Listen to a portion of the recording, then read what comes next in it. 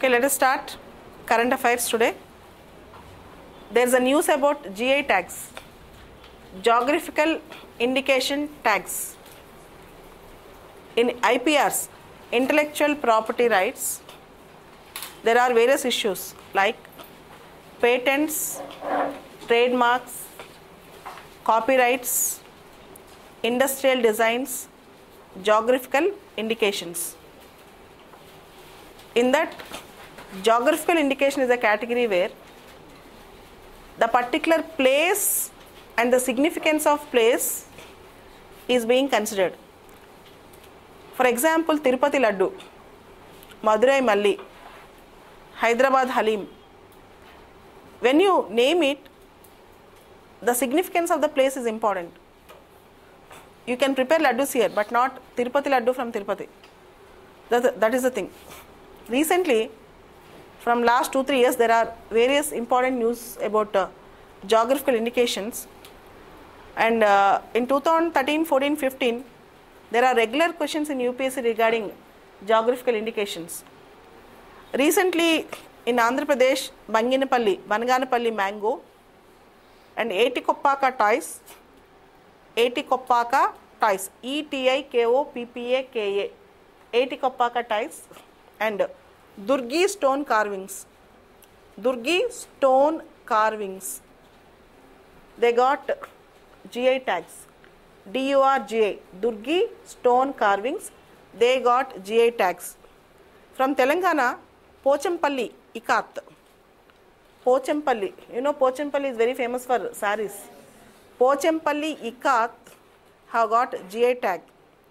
In the same way, Bengal Rasgulla, West Bengal, Tulapanji rice, Tulapanji rice, TULAPANJI, Tulapanji rice, and Gobindobag rice, Gobindobag rice, GOBANDOBAG, Govindobag rice, also got GI tag. Recently, very recently, I think a few days back, you got Mamallapuram, Mahabalipuram.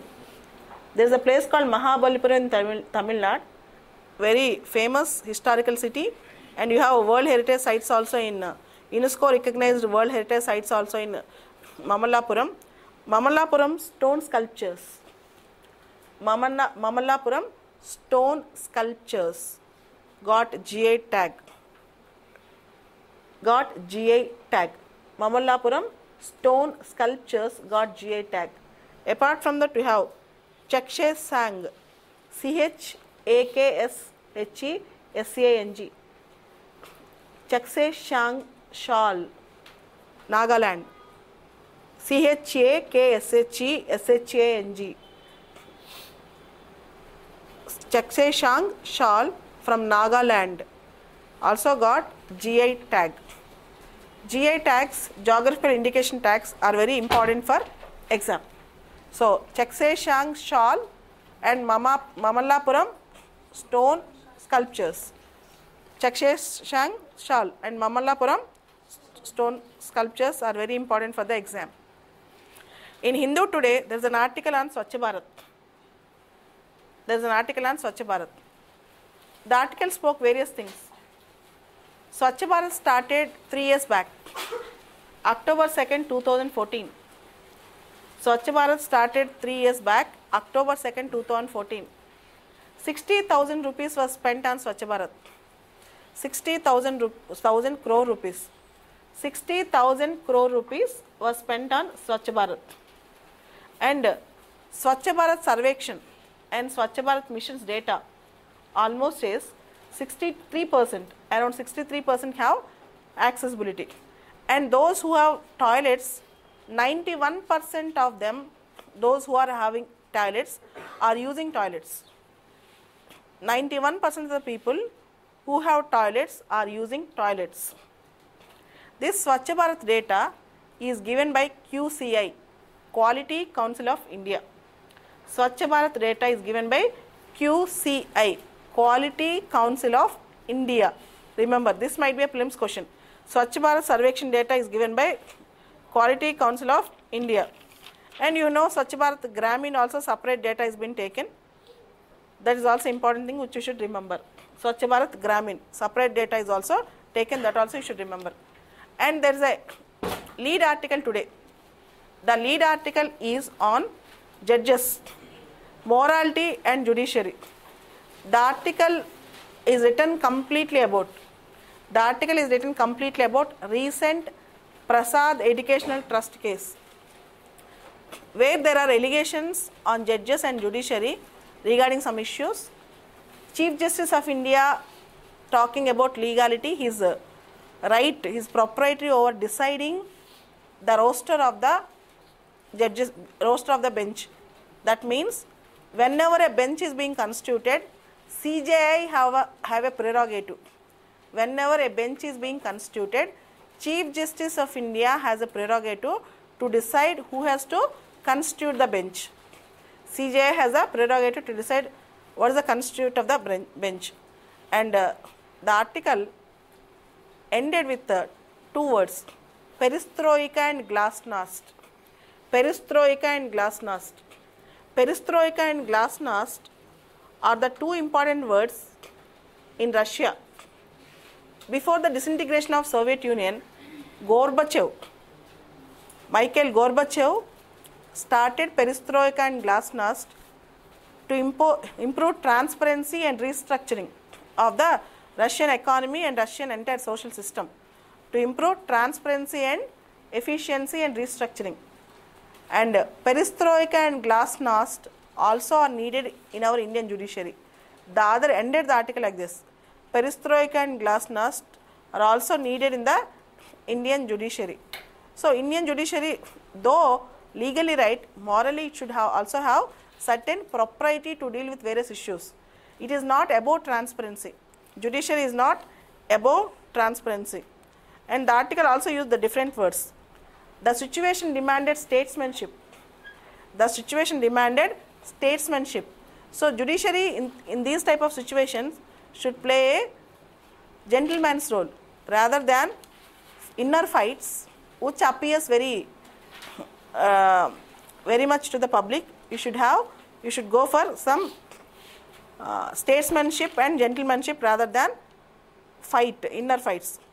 There is a very famous sentence. The sentence is very good actually.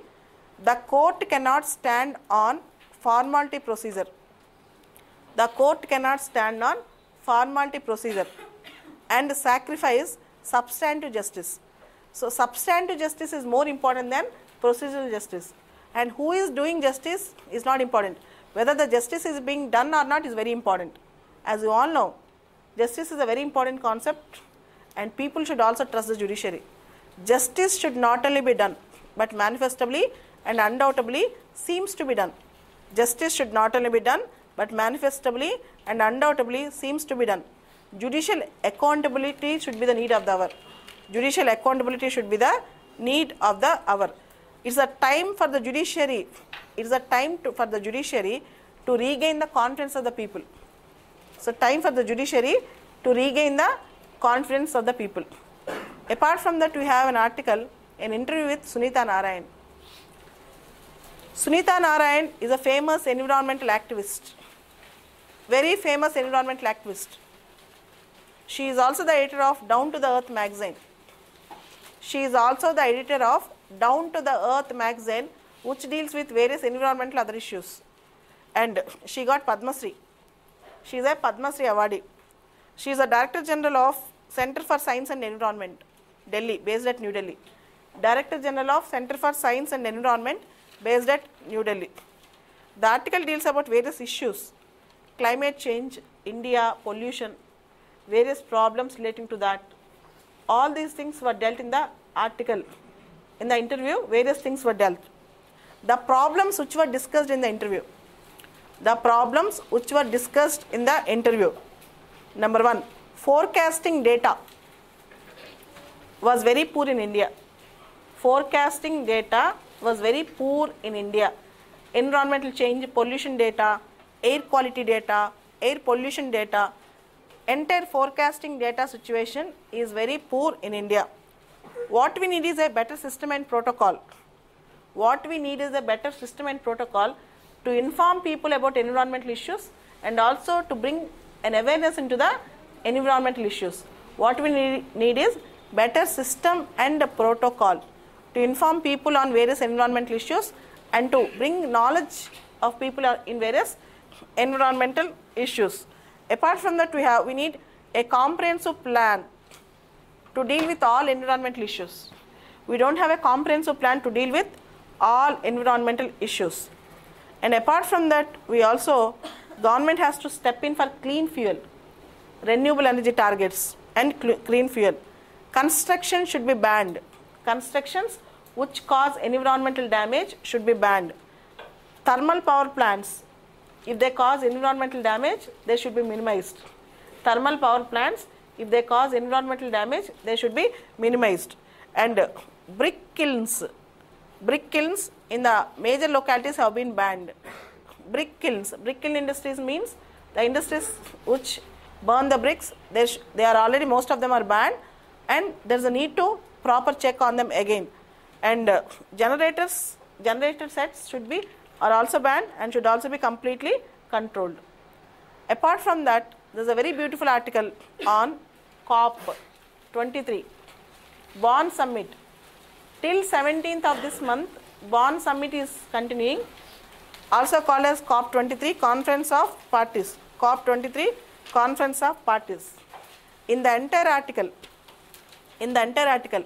the most probable prelims question is Transport Decarbonization Alliance.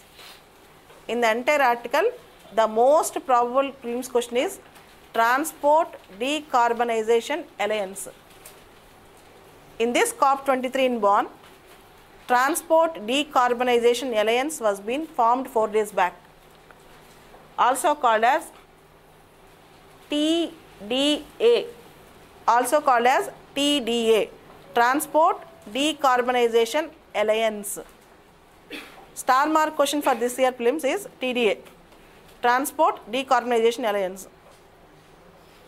Actually, 50% of the greenhouse gases in the world, particularly carbon monoxide and all these gases, were released because of transportation, because of vehicles.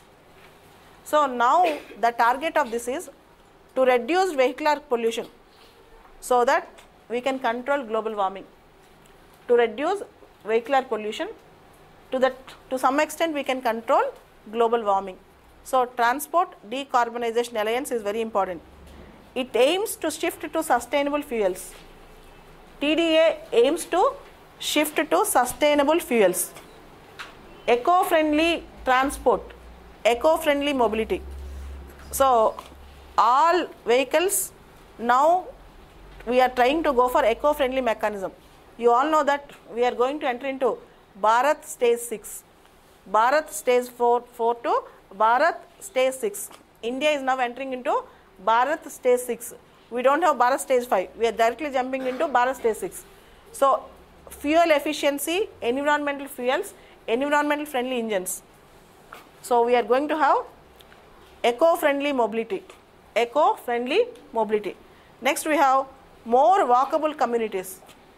For small and short distances, more walkable communities should also be suggested.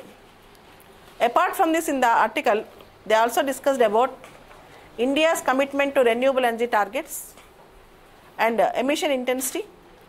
As you all know, by 2030, our emission intensity should be reduced to 33 to 35% points. By 2030, our emission intensity should be reduced to 33 to 35% points based on 2005 levels. By 2020, according to Copenhagen Promise, India made a Copenhagen Promise in 2009 in Copenhagen. India made a Copenhagen Promise in 2009 in Copenhagen. According to Copenhagen Promise, India is going to decrease its emission intensity around 20% by 2020. But I don't think it will become a reality. So these are the important news today.